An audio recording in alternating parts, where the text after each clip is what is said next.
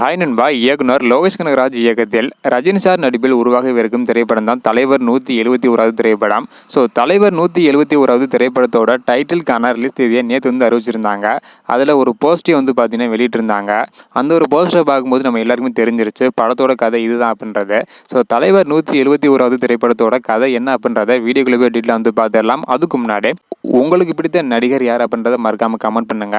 இன்னும் நம்ம சேனலை சப்ஸ்கிரைப் பண்ணாமல் இருந்தீங்கன்னா மறக்காமல் பண்ணிக்கோங்க. ஓகே அன்பா, வாங்க நிற்கான வீடியோக்குள்ள போகலாம்.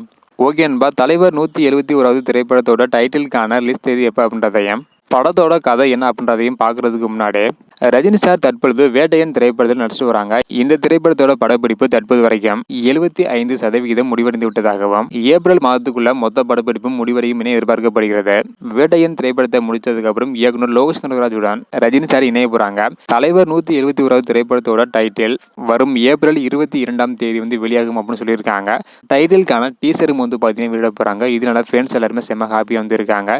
டைட்டில் என்னவாக இருக்கும் அப்படின்னு இப்பவே பார்த்தீங்கன்னா எதிர்பார்ப்பு அதிகமாக இருக்கு. அந்த ஒரு போஸ்டர்ல ரஜினி சாரோட லுக்கும் வேற லெவல்ல இருக்கு.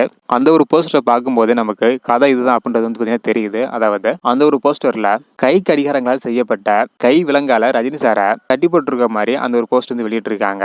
அது மட்டும் இல்லாம பின்னணியில கடிகாரம் தொடர்பான குறியீடுகளும் பார்த்தீங்கன்னா இருக்குது. இதையெல்லாம் வச்சு பார்க்கும்போது தலைவர் 171 திரைப்படத்தோட படம் ஒரு டைம் டிராவல் தொடர்பான படமாக தான் இருக்கும் அப்படின்னு நமக்கு தெளிவாக தெரியுது. தற்பொழுது விஜய் சார் நடிப்பில் உருவாகி வரும் தி கோட் திரைப்படத்தோட படமும் ஒரு டைம் டிராவல் திரைப்படமாக தான் உருவாகிட்டு வருது. அதே போல தற்பொழுது தலைவர் 171 திரைப்படமும் ஒரு டைம் டிராவல் திரைப்படமாக தான் இருக்கும் என எதிர்பார்க்கப்படுகிறது. கிட்டத்தட்ட போஸ்டரை பார்க்கும்போதும் அது மாதிரி தான் இருக்கு. வெயிட் பண்ணி பார்க்கலாம்னா வரும் ஏப்ரல் 22ஆம் தேதி டைட்டிலோட டீச்சரும் வெளியிட போறாங்க.